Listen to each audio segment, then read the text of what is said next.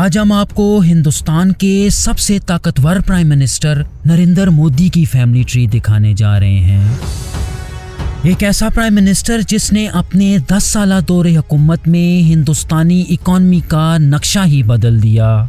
यहाँ तक कि हिंदुस्तान बरतानिया को भी पीछे छोड़ते हुए दुनिया की 5वीं बड़ी इकॉनमी बन गया। चुनाचे आज की वीडियो में हम खास तौर पे देखेंगे कि नरेंद्र मोदी के बाप दादा कौन थे और ये लोग बरसगीर के किस इलाके से ताल्लुक रखते थे।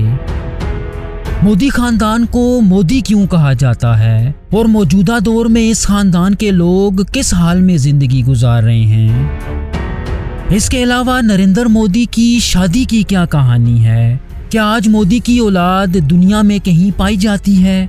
व्यूअर्स, मैं हूं एहतशाम अरशद और आप देख रहे हैं द इंफोटेनमेंट चैनल। इस खानदान को समझने के लिए हमें हिंदुओं के गुजराती खानदान पे जाना पड़ेगा, जिनकी शुरुआत गुजरात के एक छोटे से गांव मोधेरा से होती है। ये गांव इसलिए भी बहुत अहमियत का हामिल है कि बरसगीर के मुख्तलिफ खानदानों की कास्ट या जात इसी गांव से जोड़ी जाती है, जिनमें मोद ब्राह्मण, मोद पटेल, मोद मोदी और मोद बनिया वगैरह शामिल हैं। यहाँ आपको ये भी बताते चलें कि महात्मा गांधी और आजकल के मशहूर ज़माना अंबानी खानदान की कास्ट भी इसी गांव से जुड़ी है, जिसे मोद बनिया कास्ट कहा जाता है। जहाँ तक नरेंद्र मोदी के खानदान की बात है तो इनके पुरखों का ताल्लुक हिंदू गुजराती खानदान की मोद घंची कास्ट से है। इस खानदान के जद्द अमजद मूलचंद मगनलाल मोदी थे, जो नरेंद्र मोदी के दादा थे। चूंकि आप मोधेरा गांव में आबाद थे तो इसी गांव की निस्बत से इन्हें मोदी कहा जाने लगा। मोधेरा में रहते हुए ये अपना खानदानी काम यानी बीजों से तेल निकालने का काम किया करते, लेकिन उन दिनों इस छोटे से गांव में रहना और जिंदगी बसर करना कोई आसान काम ना था। चुनाचे 19वीं सदी के आखिर में मूलचंद मोधेरा से हिजरत करके वडनगर आ गए, जहां वो एक करियाने की दुकान पे काम करने लगे। अगर उनकी औलाद की बात की जाए तो उनके 6 बेटे पैदा हुए, जिनमें दामोदर दास मोदी, नरसिंह दास मोदी, नरोत्तम भाई मोदी, जगजीवन दास मोदी, कांतिलाल मोदी और जयंती लाल मोदी शामिल हैं। मूलचंद के 5 छोटे बेटे दिहाड़ीदार मजदूर या खेती बाड़ी किया करते। इन 5 ने इंतहाई सादा और गुर्बत में जिंदगी गुजारी और व्यूअर्स, इनकी औलाद भी कभी गुर्बत से बाहर ना निकल सकी। यहाँ तक कि आज के दौर में भी ये लोग छोटे मोटे काम करके जिंदगी गुजार रहे हैं। जैसा कि नरसिंह दास के बेटे भारत भाई, जो नरेंद्र मोदी के चचेरे भाई हैं, ये एक पेट्रोल पंप पे काम करते हैं, जिनकी तनख्वाह महज 6,000 रुपये बताई जाती है।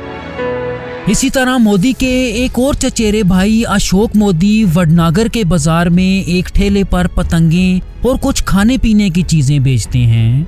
व्यूअर्स, मोदी के बाकी के कजन भी वडनगर और उसके आसपास के इलाकों में इंतहाई गुर्बत में जिंदगी गुजार रहे हैं। कोई बस कंडक्टर है तो कोई दिहाड़ीदार मजदूर है। मूलचंद मोदी के सबसे अहम और बड़े बेटे दामोदर दास मूलचंद मोदी थे, जो नरेंद्र मोदी के वालिद थे। कहा जाता है कि वो दामोदर दास ही थे जिन्होंने अपने खानदान की हालत बदलने के लिए कुछ नया करने की कोशिश की। उन्होंने वडनगर रेलवे स्टेशन पे अपना एक टी स्टॉल या चाय का ढाबा खोला और इसके साथ साथ वो नमक पीसने का काम भी किया करते। कहा जाता है कि नरेंद्र मोदी भी अक्सर अपने वालिद का हाथ बटाने उनके टी स्टॉल पे जाया करते और चाय के कप लिए पूरे रेलवे स्टेशन पर कस्टमर टू कस्टमर चाय बेचा करते। यही वजह है कि मोदी के मुखालिफिन अक्सर उन्हें चाय वाला कह के पुकारते हैं। व्यूअर्स, दामोदर दास का छोटा सा ढाबा आज भी वडनगर रेलवे स्टेशन पे देखा जा सकता है। जहाँ तक उनके खानदान की बात है तो उनकी शादी हीराबेन मोदी से हुई, जिनसे उनके 6 बेटे और 1 बेटी पैदा हुई। कहा जाता है कि हीराबेन ने दामोदर दास का हर महाज पे साथ दिया, यहाँ तक कि घर का खर्च चलाने के लिए लोगों के घरों में काम किया करती। दिलचस्प बात यह है कि नरेंद्र मोदी के प्राइम मिनिस्टर बन जाने के बाद भी उनकी मां सादगी में रहना पसंद किया करती और वडनगर में अपने 2 कमरों के घर में रहने को तरजीह देती। उनका इंतकाल सन 2022 में तकरीबन 100 साल की उम्र में हुआ। दामोदर दास और हीराबेन मोदी के सबसे बड़े बेटे सोम भाई मोदी हैं, जो नरेंद्र मोदी के सबसे बड़े भाई हैं। 76 साला सोम भाई हेल्थ डिपार्टमेंट में काम किया करते और रिटायरमेंट के बाद अब उनका सारा वक्त अहमदाबाद में मुख्तलिफ सोशल कामों में गुजरता है। कहा जाता है कि नरेंद्र मोदी का ज्यादातर बचपन अपने इसी भाई की सरपरस्ती में गुजरा। यही वजह है कि सोम भाई नरेंद्र मोदी के मुखालफिन के खिलाफ हर महाज पे एक्टिव नजर आते हैं। दामोदर दास और हीराबेन के दूसरे बेटे अमृत भाई मोदी हैं, जो एक प्राइवेट कंपनी में मशीन ऑपरेटर थे। जब नरेंद्र मोदी एक चीफ मिनिस्टर के तौर पे पूरे सूबे को चलाया करते तो इन्हीं दिनों अमृत भाई अपनी लेथ मशीन पे काम किया करते। रिटायरमेंट के बाद अब ये अहमदाबाद में अपने खानदान के साथ रहते हैं। इनका एक बेटा संजय मोदी है, जो नरेंद्र मोदी का सगा भतीजा है। संजय अपने 2 बच्चों और बीवी के साथ अहमदाबाद में ही रहते हैं और अपनी लेथ मशीन पर लोहे के छोटे मोटे पुर्जे बनाकर घर का खर्च चलाते हैं। एक सिटिंग प्राइम मिनिस्टर का भतीजा होने के बावजूद उनका ये दावा है कि उनके खानदान का कोई भी शख्स आज तक हवाई जहाज में ना बैठा। नरेंद्र मोदी के छोटे भाई, जो काफी हद तक उनसे मिलते जुलते हैं, इनका नाम प्रहलाद मोदी है, जो नरेंद्र मोदी से तकरीबन 2 साल छोटे हैं। वो अहमदाबाद में एक करियाने की दुकान और एक टायर शोरूम के मालिक हैं। उनके मुताबिक प्राइम मिनिस्टर नरेंद्र मोदी का भाई होना उनके लिए कोई फख्र की बात नहीं। और दिलचस्प बात यह है कि ये अपने भाई की हुकूमत के खिलाफ बोलने से भी गुरेज नहीं करते और एक दफा तो अपने भाई की हुकूमत के खिलाफ धरने में भी बैठ चुके हैं। उनकी शादी भगवती बहन से हुई, जिनसे उनका एक बेटा मेहुल और एक बेटी निकुंज मोदी पैदा हुई, जो अपने वालिद के साथ अहमदाबाद में ही रहती हैं। इनके बाद नरेंद्र मोदी की इकलौती और लाडली बहन बसंती बेन आती हैं, जो अहमदाबाद से थोड़ी दूर विशनगर में रहती हैं। बसंती बेन एक हाउसवाइफ हैं और इनका खानदान आज छोटे मोटे काम करके जिंदगी बसर कर रहा है।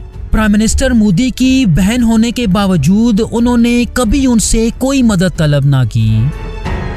नरेंद्र मोदी के सबसे छोटे भाई का नाम पंकज मोदी है, जो मोदी से तकरीबन 9 साल छोटे हैं। आप गांधीनगर में एक छोटे से मकान में रहते हैं। कहा जाता है कि इनकी माँ हीराबेन भी इनके साथ ही रहा करती और मोदी भी अक्सर उन्हें मिलने यहाँ आया करते। पंकज मोदी गांधीनगर में एक गवर्नमेंट जॉब किया करते थे और इस जॉब के दौरान ये पूरा खानदान एक छोटे से सरकारी क्वार्टर में रहा करता। व्यूअर्स, पंकज मोदी की अपनी माली हालत कोई ज्यादा अच्छी नहीं है और रिटायरमेंट के बाद सिर्फ इनकी पेंशन से ही घर चलता है, लेकिन इस माली हालत के बावजूद वो अपने बड़े भाई सोम भाई मोदी की तरह कई सोशल कामों में मसरूफ रहते हैं। पंकज मोदी की शादी सीता बहन से हुई, जिनसे उनका एक बेटा सचिन मोदी पैदा हुआ, जो आज भी अपने खानदान के साथ गांधीनगर में रहता है।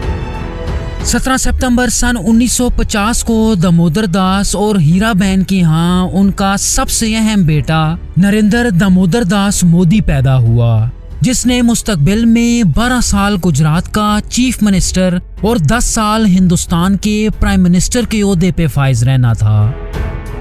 5 भाइयों और एक बहन में मोदी तीसरे नंबर पे आते हैं। उन्होंने अपनी बुनियादी तालीम वडनागर से ही हासिल की और उनके टीचर्स उन्हें एक एवरेज स्टूडेंट लेकिन कमाल का डिबेटर करार देते थे।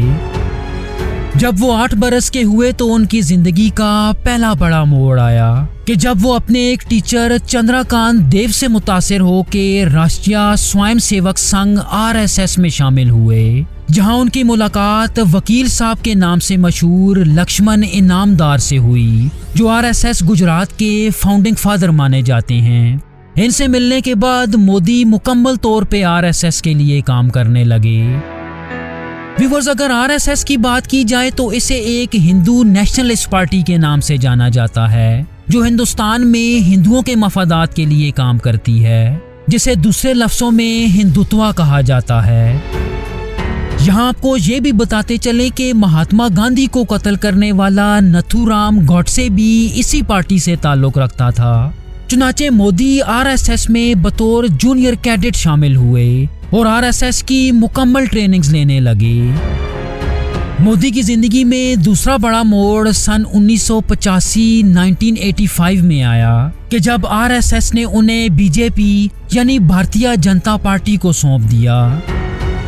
पार्टी में रहते हुए वो कई ऊंचे ओहदों पे फाइज रहे और सन 2001 में गुजरात के चीफ मिनिस्टर बनने में कामयाब हो गए। व्यूअर्स, उनकी गवर्नमेंट को सन 2002 में गुजरात में होने वाले हिंदू मुस्लिम फसादात का जिम्मेदार ठहराया जाता है, जिसमें कुछ सोर्सेज के मुताबिक 1000 और कुछ के मुताबिक 2000 लोग कत्ल हुए, जिनमें ज्यादातर मुसलमान शामिल थे। लेकिन इसके साथ साथ उनकी कई पॉलिसीज को सूबे की तरक्की के लिए भी जाना जाता है। मोदी की जिंदगी का तीसरा बड़ा मोड़ सन 2014 का जनरल इलेक्शन था कि जब उनकी क़यादत में बीजेपी पार्लियामेंट में मेजॉरिटी वोट्स लेने में कामयाब हो गई।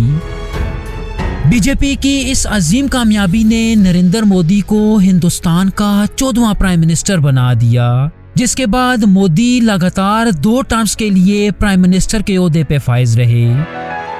व्यूअर्स, अगर उनकी शादी की बात की जाए तो 18 साल की उम्र में उनके घर वालों ने उनकी शादी जशोदा बेन से की। जशोदा की उम्र उस वक्त महज 17 साल थी, लेकिन शादी के कुछ ही अरसे बाद उन्होंने अपनी बीवी को छोड़ दिया और ये दोनों अपने अपने रास्ते पे चल पड़े।